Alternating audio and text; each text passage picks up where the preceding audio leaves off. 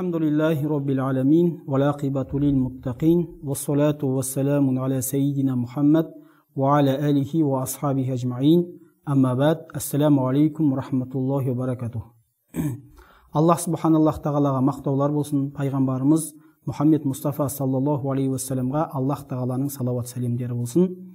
Бүгінгі уағызымыздың тақырыбы уақыттың құндылығы. Уақыт дегеніміз не дегенде ғалымдарымыз уақыт деген ол біздің өміріміз. Уақыт дегеніміз ол адамға берілген ең үлкен сый. Уақыт дегеніміз ол Аллах тағаланың пендеге берген аманаты. Уақыт дегеніміз ол Аллах тағаланың пендеге берген көп нығметтерінің бірі дейді. Бұл уақыт деген нәрсе ол біреуге сыйға беруге, біреуден сыйға алуға, немесе біреуден қарызға алуға, немесе мирас қылып алуға болатын нәрсе емес. Бұл уақыт өтеді, келеді, өтеді. Бізден ол сұрамайды. Яғни уақыт бізге тәуелді емес, біз уақытқа тәуелдіміз. Және де адам мысалға бір оның мансабы қолынан мансабы кетіп қалса, немесе денсаулығы және тағы сондай басқа нәрселері кетіп қалған жағдайда оны артқа қайтаруы мүмкін. Алайда өткен уақытты ешкім артқа қайтара алмайды. Енді біз уақытымызды дұрыс пайдалануымыз үшін, уақыттың қадірін түсінуіміз үшін ең алдыменен оны біз қалай пайдаланып, қандай жолға жұмсайтынын білуіміз керек. Аллах субханаллах тағала Құран кәрімде көптеген аяттарында осы уақытқа байланысты қасам ішеді. Мысалы, Аллах тағала Құран кәрімде уәл аср, заманға серт, уәл лейл, түнге серт, уән нәһәр, күндізге серт, уәл фәжр, таң уақытына серт деп, осы уақыттармен қасам ішеді. Ғалымдарымыз айтады, Аллах тағала бір нәрсемен қасам ішетін болса, одан кейінгі келетін нәрсенің маңыздылығына дәлел болады дейді. Және де пайғамбарымыз Мұхаммед Мұстафа саллаллаху алейхи уассалам өзінің хадис шарифінде айтады, пенденің қадамы, аяғы қиямет күні 4 нәрседен сұралмайынша пенденің аяғы орнынан қозғалмайды дейді. Соның біріншісі ол өмірін қалай өткізді? Құлшылықпен өткізді ме, әлде күнәлі істермен өткізді ме? Екіншісі жастық шағы, оны қалай өткізді? Үшіншісі мал дүниесін қайдан тауып, оны қайда жұмсағандығы. Төртіншісі алған іліміне қалай амал қылды. Бұл хадиске қарайтын болсақ, екі нәрсе, яғни өмірі, жастық шағы, бұның бәрі осы уақытқа байланысты. Сондықтан момын мұсылман адам өзінің уақытын бос өткізбеуі керек. Оны Аллах тағаланы разы қылатын, ертең қияметте оған пайда беретін тиімді нәрселерменен өткізуі керек. Аллах тағала Құран кәрімде өзінің момын құлдарын сипаттап, «Уәлләдина хум анил лағуи му'ридун», олар бос сөз және бекершілікпен айналыспайды деп, өзінің момын құлдарын сипаттайды. Және де Хасан Басриден келген руаятта бір кісі өзінің уақытын дайым бекершілік, жалқаулықпен өткізеді екен.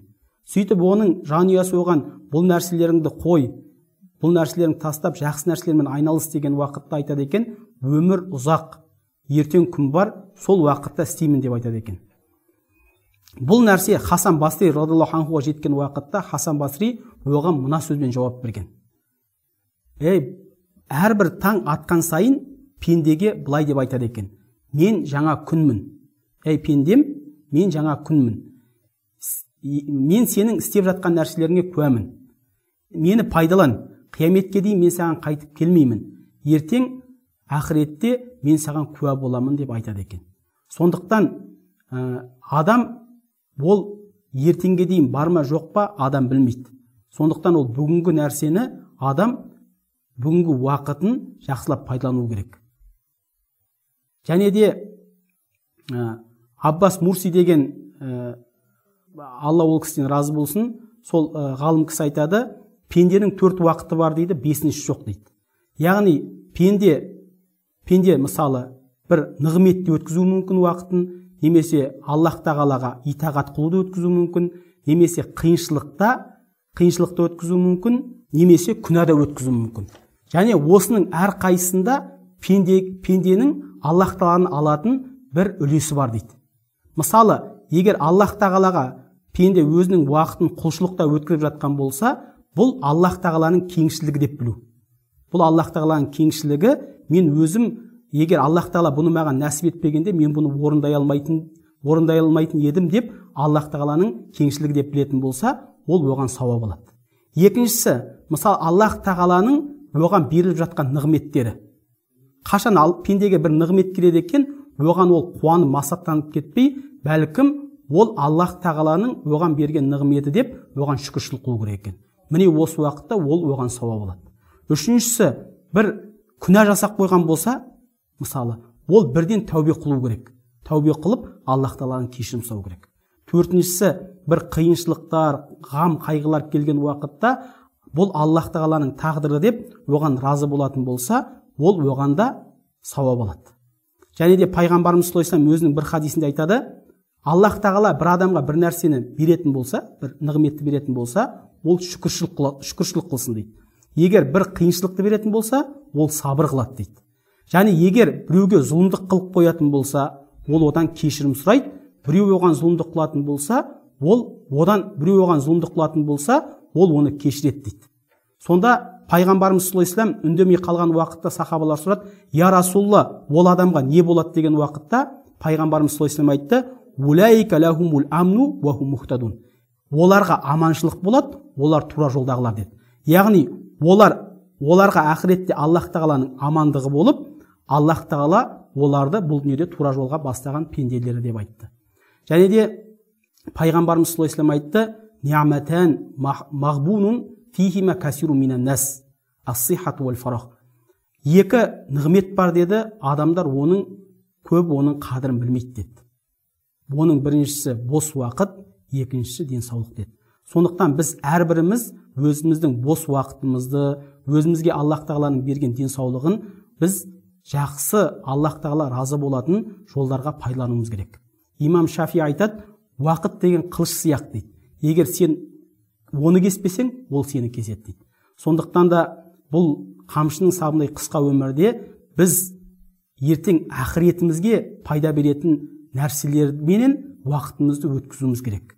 Бекершілік, бос сөзбен өткізетін болсақ, бұл қияметте оған біз жауап береміз. Себебі пайғамбарымыз саллаллаху алейхи вассалам айтады, уақыт пендеге берілген ең үлкен нығмет дейді. Егер нығметке шүкіршілік қылмайтын болса, ол қияметте оған жауап береді дейді. Сонда шүкіршілігі не деген уақытта? Қияметті Аллах тағала разы болатын құлшылықпен өткізу деген екен. Сондықтан да Аллах субханаллах тағала осы Аллахтың бізге берген үлкен нығметі уақытымызды жақсы пайдаланып, қияметте бізге пайда беретін амалдармен өткізуімізді нәсіп етсін.